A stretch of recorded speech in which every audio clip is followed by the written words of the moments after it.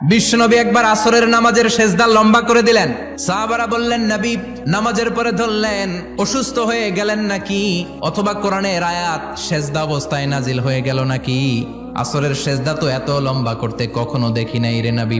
বিশ্বনবী বললেন, না, অসুস্থ হই নাই, কোরআনের আয়াত নাজিল হয় নাই। আমি যখন সেজদায় লুটিয়ে পড়েছি, আমার কলিজার টুকরা নাতি হাসান আমার কাঁধের উপরে চেপে বসেছে। আমি যদি সেজদা থেকে মাথা উঠাই হাসানের কষ্ট হয়ে যাবে, তাই আসরের একটা সেজদা আমি ইচ্ছা করেই লম্বা করে দিয়েছি।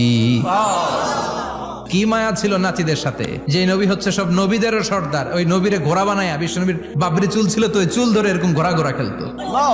বিশ্বনবীর কাঁধে বসে বিশ্বনবীর বাবরি চুল টেনে টেনে কয়, এটা আমার ঘোড়া। হাসান হুসাইনের গায়ের এমন কোন জায়গা নাই যে জায়গায় বিশ্বনবী চুমা দেয় নাই। আর বলতেন, রাইহানা চাইনি ফিদ দুনিয়া, হাসান আর হুসাইন হলো আমার দুনিয়ার সুগন্ধি।